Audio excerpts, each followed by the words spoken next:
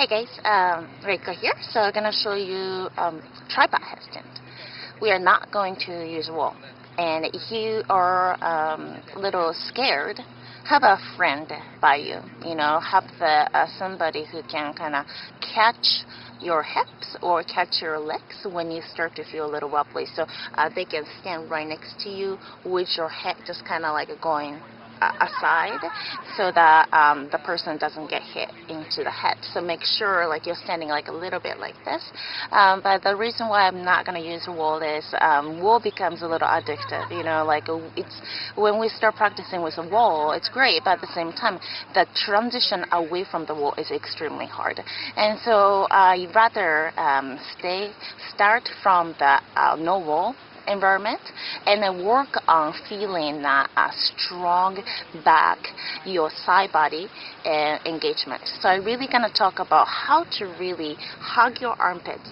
This muscles right here, this wing muscles, and the serratus anterior, the muscles that surround your rib cage, your latissimus dorsi, your back muscle, like hugging, activating those muscles and feeling a nice stability in your back before even try to lift your legs is really key in that headstand.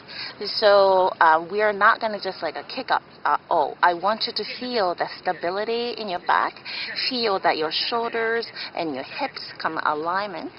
Then for the first time, we're going to start to lift up. Also, we are not going to do like one leg at a time. Keep your legs together and just even squeeze your thighs together. When you do that, bring the energy into the center. It actually makes it a lot more stable. So don't do like one right leg up, left leg up, just kick up. That only makes your like a balance a lot more unstable. I sometimes see people like, you know, just trying to kick up and it just the legs are like all over in the air. It really scares me because you really don't have control over where the center of the gravity is going to be. So keeping that like a nice energy into the center by keeping your legs together, like really pressing into your head and your hands, equally distributing your weight onto the 3 points are really important. So let's try that and then I'll walk you through. Go ahead and come to the kneeling position here. We're going to start with your feet down, knees down, so you have a little bit more stability to work on the engagement of your upper back. So open your hands about shoulder distance. Palms are completely flat. And go ahead and shift your weight forward. Bend your elbows straight back and bring the crown of your head down to the floor. Make sure this is the crown of your head, not your forehead or the back of your head. So make sure that it's the top of your head. If you have a little hard time finding, go ahead and sit up. Bring your thumbs onto your ears and open your hands and go ahead and try to touch your middle fingers at the top of your head, and that spot right here is the crown of your head here. So try to maintain that straight line. It's really critical to find that top of your head, a crown of your head rather than your forehead in this Shastasana. It protects your neck, it protects your spine, and it's critical here. So make sure the crown of your head is down. And slowly bend your elbows and keep your fingers pointing forward. Elbows are bend straight back so that your elbows are completely on the top of your wrists here. Now, from here, we're going to activate your back muscles. So keep your shoulders away from your ears. Okay? And press your hands down. Press your hands completely down to the floor and make sure you have a lot of grip onto the floor. And activate your serratus anterior. It's a muscle hugging your rib cage and also around your, right behind your shoulder blades and your armpits area. So think of hugging your armpits in to activate that muscles right at the side of your rib cage and around your backs. So you activate your latissimus dorsi, your entire back muscle, to hug yourself and really activate your muscle. Pull your elbows back. Now keep this activation. Pull your shoulders back into your spine so that you have a lot of space between your shoulders and ears. You're activating your trapezius muscle, the muscles that go through and support your skull and onto your shoulder. So keep the muscle very stable and then also very strong. Now, it's important that you're gonna distribute your weight onto your head and to your two of your hands equally. So when you start to go up, if you have too much weight onto your head, you don't have any weight onto your hand, then you're gonna tip over. And if you have too much weight onto your hands, no weight onto your head, you're not gonna move it up. So make sure you have you're distributing your weight equally here. Yeah, slowly lift your hips off the ground in this position. And you can stay here. This is a great inversion practice already. Hips are up above the head level. And you can tuck your toes and push your hips up towards the sky. Now walk your feet forward and don't kick up ever in a headstand practice.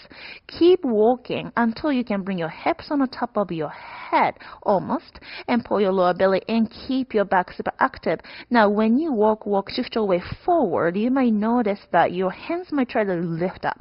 So you're going to press it back down every time. So you repeat the same sequence here. You're going to lift your hips, shift your weight forward, and press your hands back down, activate your thigh muscles. Now keep doing that, and if you can, come onto your tiptoes and feel that the little liberation into your feet. So there's no weight eventually onto your feet. You might be able to start shifting forward and hands pressing down to bring your hips on top of your shoulder. Your feet might float. You can stay with your feet dangling down from your hips as long as possible. If you fall from this position, you're only going to just kind of somersault rolling forward. So it's not going to be harming. It's not going to be too harsh. So you can stay here and keep your hips on the top of your shoulders as long as you want. And this is also great core strength practice. So keep pulling your belly in and activate your core to keep your hips on the top of your shoulders. Now, if you can bend your knees to your chest, then you can also stay here. And this is a little bit more compact shape, and you can also stay here. Now, if you can, straighten back up your legs and lift your legs to that half level so your legs are parallel to the floor. This requires a lot of core strength and your back strength, but yet it's a little bit more stable than going all the way up. So it's actually more strengthening than going all the way up. So you can stay here and find a strength in your back and your core. And if you have the stability, slowly move your legs up towards the sky. Think of moving your toes up to the ceiling. Try to press your ceiling constantly. So imagination is really the key here. When you press your toes up, your tailbone come under, pull your lower belly in, so you're gonna become a little bit straighter. A lot of time when we have a little fear, your hips might stick out, bend at your hips just a little bit. So when you try to lift your toes even higher, and then you can maybe pull your lower belly in, pull your tailbone in a little bit into the straighter line. Stay here. If you notice your hands will try to lift and press your hands back down, activate your shoulder, activate your armpits muscle, pull your elbows down. Yes. Now slowly bend at your hips. Once again, come to the parallel line. We're gonna slowly drop your feet down to come out, or I'm gonna show you the advanced transition to come out. You're gonna bring your feet back and chest forward at the same time to land in chaturanga. Bring your gaze forward. So inhale here. With your exhale, feet back, chest forward, shoulders back. And inhale, upper facing dog. And then exhale, downward facing dog. Good. Knees come down and slowly come to your child pose and relax. Great job.